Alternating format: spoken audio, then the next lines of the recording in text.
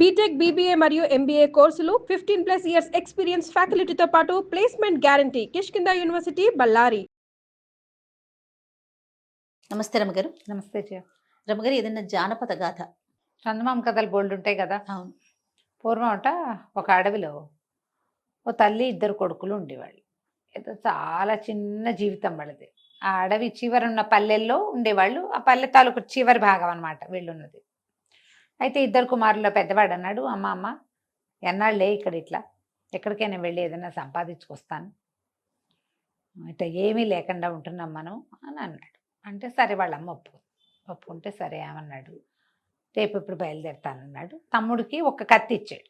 కత్తి ఇచ్చి, అబ్బాయి ఈ కత్తి నా చిన్నప్పటి నుంచి నాతోటే ఉంది, ఇది ఎప్పుడైనా తుప్పు పట్టి పాడైపోయింది అనుకో, నాకు ఏదైనా అయినట్టు, ఈ కత్తిని జాగ్రత్తగా పెట్టుకొని నీ దగ్గరని తమ్ముడికి కత్తి అప్పచెప్పాడు. తల్లి ఏం చేసింది, సరే ఇంట్లో పిండి చూసి బియ్య పిండి కనపడింది. అవి ఇంట్లో ఉన్న పిండి అంతా పోసి ఇంత రొట్టె చేస్తే, అబ్బాయి ఇది మొత్తం ఇవ్వమంటావరా, నీకు కొంత ఇవ్వమంటావా అంటే, అబ్బా ప్రయాణం పెద్దది కదమ్మా, మొత్తం ఇచ్చేసేయి నాకేనన్నాడు. అంటే తల్లి నవ్వి ఆ మొత్తం రొట్టె మడతలు పెట్టి ఒక సంచిలో పెట్టి ఇచ్చి పిల్లాడు వెళ్ళడం మొదలుపెట్టాడు. బయటికి వెళ్ళాడు. అట్లా అడవిలో నడుచుకుంటూ పోతూ ఉంటే ఒక ముసలమ్మ కనపడింది. నాయన చాలా ఆకలిగా ఉంది, ఏదైనా తినడానికి పెట్టవా అంది.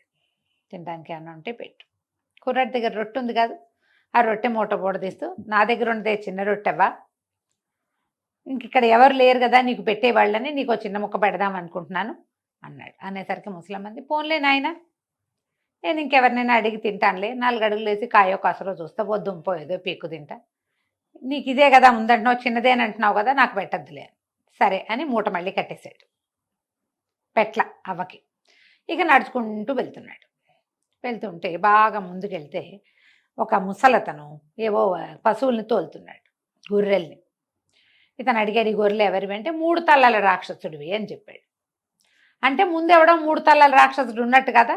అంతే. ఈ కుర్రాడు సరే అక్కడే కూర్చుని రొట్టె తిన్నాడు. అక్కడ ఏవో మంచినీళ్ళు ఉంటే తాగాడు. 4 అడుగులు వేస్తుంటే ఈ గొడ్లు కాస్తున్న ఆ ముసలాయన ఓ పాట పాడుతున్నాడు. ఏమిటా పాట, అయ్యో 3 తలల రాక్షసుడు మంచివాడు కాదు, రాజుగారి అమ్మాయిని దాచిపెట్టాడు, పాపం ఆ పిల్ల జీవితం ఏమవుతుందో అని పాడుతుంటే, ఎవరి తాత ఏమిటి తాత అలాంటివి ఏం అడగల, నాకెందుకు, వాడు ఏదో సంగీతం పాడుకుంటున్నాడు, మనకేం అవసరం లేదు అని ముందుకెళ్ళిపోయాడు. వెళ్తే ఏమైంది, ఇతనికి కొన్ని రకాల జంతువులు కనపడడం మొదలుపెట్టాయి. 2 తలలు 3 తలలున్న ఎడ్లు, 2 తలలున్న అడవి దున్నలు అవి కనపడ్డాయి. అతను చూసరికి భయం వేసింది, పరిగెత్తాడు. ఇక వెంటపడ్డాయి. ఆ కనపడుతున్నవన్నీ మామూలుగా అయితే వాటి దారిన అవి గుంపుగా పోవలసినవి, ఒక్కోదానికి 2 3 తలలున్నాయి. సాధువుగా ఉంటాయి కదా ఈ దున్నపోతులు, ఎడ్లు, తలకాయ దించుకుని వాటి దారిన పోతూ ఉంటాయి. చుట్టుపక్కల ఏం కూడా చూడవు, అవి గుంపుగా వెళ్తాయి. కానీ వీడు వెంటపడ్డాయి. ఈ కుర్రాడు పరిగెత్తాడు.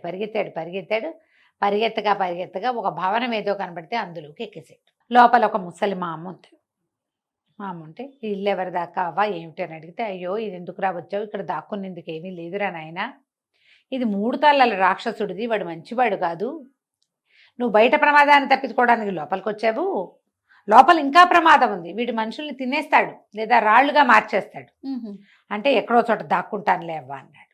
అని చెప్తే సరే దాక్కోమని. ఈ వంట ఇంటికి వెనకాలగా కొన్ని స్తంభాలు లాంటివి ఉన్నాయి. ఇప్పుడు వంట వండుతోంది ఆ 3 తలల రాక్షసుడి కోసం ముసలమ్మ. లోపలికి వెళ్ళి ఆ స్తంభాల వెనకాల దాక్కున్నాడు. ఇంకో గంట పోయేసరికి వాడట మెల్లిగా మాగన్నుగా కునుకుపడి, ఇంత పరిగెత్తాడు కదా పాపం, కునుకుపడుతుండగా ఆ 3 ధన అని శబ్దమైంది. ఆ 3 తలల రాక్షసుడు లోపలికి వచ్చాడు. రావటం నరవాసన, మనుషులు వాసన వస్తుందని కేకలు పెట్టాడు. ముసలమ్మ ఎవరు రాలేదని చెప్పింది కానీ వాడు ఊరుకోలే. వాడు అన్ని సందులు గొంతులు తపేళాలు గిన్నెలు పక్కకు జరిపేసి ఆ సందులో ఈ సందులో అన్నీ వెతికేసి ఈ స్తంభాన వెనకాల కునుకుతున్నటువంటి కుర్రాన్ని పట్టుకుని జుట్టు పుచ్చుకుని ఈడ్చుకొచ్చేసాడు బయటికి. చంపేస్తానన్నాడు. వాడు అడిలిపోయాడు కుర్రాడు.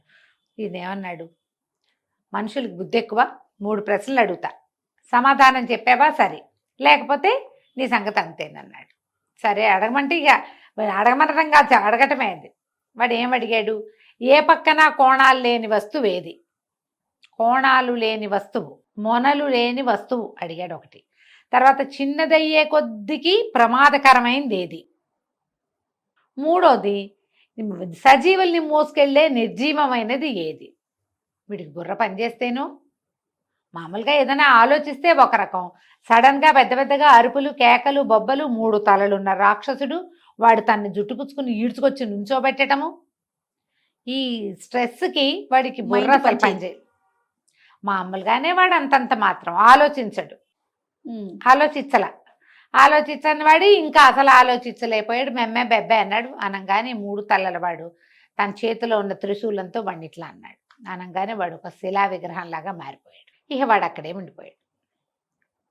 రోజులు గడిచిపోయినాయి. ఎప్పటికీ మా పెద్ద పిల్లవాడు తిరిగి రాల. కొన్నాళ్ళు పోయాక ఏదో పని అవసరం వచ్చి అన్నయ్య ఇచ్చిన కత్తి ఉంది కదా, ఆ గడ్డి కోయటం కానీ ఆ కత్తి తీసుకున్నాడు చిన్నపిల్లాడు. చూస్తే ఏముంది, ఆ కత్తి తుప్పెక్కిపోయింది. అప్పుడు అనిపించింది, అయ్యో అన్నయ్య చెప్పాడు, నేను మర్చిపోయాను.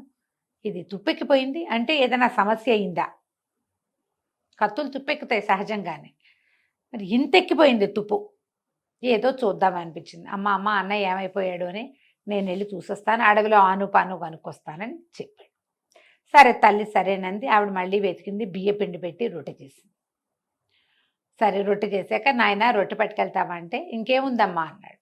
రొట్టె రా ఉంది, మొత్తం పిండి అంతా పోసి రొట్టె చేశానంటే, అంత పిండి రొట్టె నాకే ఇస్తే నువ్వేం తింటావమ్మా, సగం సగం చేసుకో, సగం నువ్వు ఉంచుకో, సగం నాకు ఇవ్వన్నాడు పిల్లాడు. పెద్దవాడు వెళ్ళేటప్పుడు తమ్ముడు తల్లి ఇద్దరున్నారు వెనకాల, కానీ వాడు మొత్తం పట్టుకుపోయాడు. సగంతో రొట్టె మా తల్లి ప్యాక్ చేసి ఇచ్చింది. ఇతను ఈ అబ్బాయి నడవటం మొదలుపెట్టాడు. చిన్నవాడు నడుస్తుంటే ఒక ముసలి మా అమ్మ కనపడింది. మా బాబు చాలా ఆకలిస్తోందిరా, ఏమైనా పెడతావా అంటే, పెడతాలేవా, చిన్న రొట్టె చెరుసగం తిందాం, ఈ పూటకు సరిపోతుంది, రేపటి సంగతి రేపు ఆలోచిద్దాం అని చెప్పి ఓ రెట్టె ముక్క తుంచి ముసలి మామకు పెట్టాడు. జయం అవుతుందిరా నాయన, నువ్వు ఏ పని మీద వెళ్తున్నావో ఆ పని అవుతుందని చెప్పింది. ముందుకెళ్ళాడు. గొర్రెలు కాస్తూ ఒక ముసలతను కనిపించాడు. ఈ కుర్రాడు అక్కడ ఏదో చెరువు ఉంటే ఆ చెరువు దగ్గర కాసేపు కాళ్ళు అందులో వేళ్లాడేసి కూర్చొని కాసిన మంచినీళ్ళు తాగి కాళ్ళు ఒప్పుతూ కూర్చున్నాడు. ఈ గొర్రెల కాపరిని అడిగాడు, ఈ గొర్రెలు ఎవరి దాత, ఏ ఊరు వాళ్ళవి అని అడిగితే, 3 తలల రాక్షసుడివిరా నాయన అని చెప్పాడు. అప్పుడు కుర్రాడికి ఆశ్చర్యం, 3 తలల రాక్షసుడు ఉన్నాడా ఈ అడవిలో, ఎక్కడుంటాడు ఏమిటి అని అడిగాడు. అడిగితే కొండ మీద ఉన్నటువంటి భవనంలో ఉంటాడు అంటే ఇప్పుడు కొండ వైపుకు వెళ్ళకూడదు కదా. ఈ కుర్రాడు ఆలోచించుకుంటూ, సరే ఏం చేద్దాం, ఏ పక్కకి వెళ్దామని ఆలోచిస్తుంటే ఈ ముసలాడు పాట మొదలుపెట్టాడు. అందగత్తైన రాజుగారి కుమార్తె ఉంది, దానిని 3 తలల రాక్షసుడు ఎత్తుకుపోయాడు. పాపం ఆ పిల్ల జీవితం ఏమవుతుందో, రాయి అయిపోయిందో, రప్పైపోయిందో, ఏమైపోయిందో అనేసరికి ఈ కుర్రాడు 3 తలల రాక్షసుడు అంటే ఇందాక నువ్వు చెప్పావు ఈ గొడ్ల వానరు వాడేనా అని అడిగాడు. అవునరా నాయన వాడేను, రాజుగారు అమ్మాయిని ఎత్తుకొచ్చేసాడు, నీ ఈడు ఉంటుంది అమ్మాయికి, చాన్నాళ్ళు అయింది, కొండ మీద ఉన్న భవనంలో పెట్టాడు పిల్లని. ఏం చేస్తాం మేము, ఇగో ఈ జంతువులు వీటిని వేటాడడం, వీటిని కాపాడడం తప్ప మాకు రెండో గతి లేదురా నాయన, ఎవడైనా వాడిని ఒక్క వీటితో చంపేస్తే గాని కుదరదు. కుర్రాడు ఏం చేశాడు, వాళ్ళ అన్నయ్య కత్తిని మోసుకొచ్చుకున్నాడు తనతో పాటు. సరే అక్కడ చెరువు దగ్గర కూర్చుని కొద్దిగా నీళ్లు చల్లి అక్కడ ఏదో పలుకురాయి అంటే ఆ రాయి పెట్టి దాన్ని బాగా సాని పట్టుకున్నాడు కత్తిని. ఒకే దెబ్బతో నరికేయాలి. నరుకుతామో లేదో, కత్తి ఉండాలిగా ముందు. ఆ అన్నయ్య తుప్పటిపోయిన కత్తికి మట్టి పెట్టి బాగా తోమి చక్కగా పలుకురాయి మీద సాందేసి పదును పెట్టి ఉంచుకున్నాడు. మొల్లో పెట్టుకుని నడవటం మొదలుపెట్టాడు. వెళ్తుంటే వీడికి జంతువులు కనపడ్డాయి. ఎట్లా ఉన్నాయి అవి, ఒక్కొక్క దానికి 2 తళ్ళు 3 తళ్ళు, ఎడ్లు, దున్నపోతులు, ఇంకేమిటో విచిత్రమైనవి మీదకి వచ్చేస్తున్నాయి. వీడు కత్తి తీసి ఉంచున్నాడు.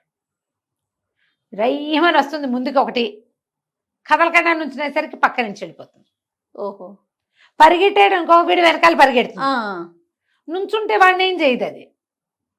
వీడు ప్రతి జంతువుకి తిరగబడ్డం మొదలుపెట్టాడు. ఒక అరగంట కట్ చేసేసరికి వాటికి విసుగు పుట్టింది. వీడు ఉన్న వైపుకి రాకుండా ఇంకో పక్క నుంచి వెళ్ళిపోవటం మొదలెట్టినాయి అవి. సరే ఇక్కడి నుంచి నడిచాడు. నడవగా కొండ కోసం మీద పెద్ద భవనం కనపడుతుంది. అందులోకి వెళ్ళాడు. లోపలికి వెళ్ళి ఎవరున్నారు లోపలని కేకేశాడు. ఆ ముసలి మా అమ్మ బయటకు వచ్చింది. నేనే ఉంటానురా నాయన, ఇది 3 తలాల రాక్షసుడిది, ఇది అస్సలు సేఫ్ కాదు, ఇక్కడ చాలా ప్రమాదం ఉంది, వీడు సరైన వాడు కాదు, చంపేయచ్చు, తినేయచ్చు, రాయం చేయొచ్చు, ఏమైనా చేస్తాడు, కాబట్టి వాడి మనసులో ఏది ఉంటే అది వెళ్ళిపో, వీడికి ప్రశ్నలు ఉంటాయి, అవన్నిటికీ సమాధానాలు చెప్పాలి అంటే కుర్రాడు అన్నాడు, ఎన్ని కావాలంటే అన్ని ప్రశ్నలకి నేను సమాధానం చెప్పగలను అని అన్నాడు. ఇంతలో ఆ రాక్షసుడు వచ్చేసాడు. నరవాసన అని ఈ పిల్లాన్ని జుట్టు పుచ్చుకుని దగ్గర లాక్కున్నాడు. వాడు అస్సలు బెదర్లా, సిద్ధంగా ఉన్నాడు. వాడికి 3 తల్లున్నాయి ఆ రాక్షసుడికి. రాక్షసుడు అన్నాడు, ఏరో నీకేం భయం లేనట్టుందే, సరే 3 ప్రశ్నలు ఉన్నాయి, సమాధానం చెప్తాండి. 3 కాదు 30గానే చెప్తా, నాకు తెలుసు. మహాభారతంలో యక్ష ప్రశ్నలు బాగానే నేను 100 సార్లు విన్నా, మా అమ్మ చెప్తుంటే నాకు తెలుసు అన్నాడు. సరే బాగుంది. మొనలు లేని వస్తువు ఏది అని అడిగితే బంతి, దానికి మొనలు ఉండవు. ఇప్పుడు చతురస్రం, దీర్ఘచతురస్రం, త్రికోణం అన్నిటికీ కొసలు ఉంటాయి. అవును. బంతికి ఏముంటుంది? రాక్షసుడు ఉలిక్కిపడి వెనక్కి జరిగాడు. తను చంపేస్తాడనమాట, వాడికి తెలుసు. రెండో ప్రశ్న అడిగాడు. రెండో ప్రశ్న ఏమిటి? సజీవుల్ని మోసే నిర్జీవులదేమో చివరిది. ఆ చిన్నదయ్యే కొందికి ప్రమాదకరమైంది ఏది? వంతెన. వంతెనలు ఎంత సన్నవైతే అంత ప్రమాదం. చిన్న వంతెనలు ఎక్కువ ప్రమాదకారి కదా, చటుక్కుని పడిపోతాయి. ఉలిక్కిపడ్డాడు రాక్షసుడు. ఇంకొక 4 అడుగులు వెనక్కేసాడు. మూడో ప్రశ్న అడిగాడు. సజీవుల్ని మోసుకెళ్లే నిర్జీవమైంది ఏది? మనుషుల్ని మోసే నావ. నదిలో నావ ఉంటుందే, అది మోసుకుపోతుంది. జీవం కాదు, అది బతికుండదు కదా, కానీ సజీవుల్ని అదే మోస్తుంది. ఉలిక్కిపడి బాగా వెనక్కి జరిగి అప్రతిభుడుగా అయిపోయాడు. అమ్మో వీడు ఎంత తెలివో అని.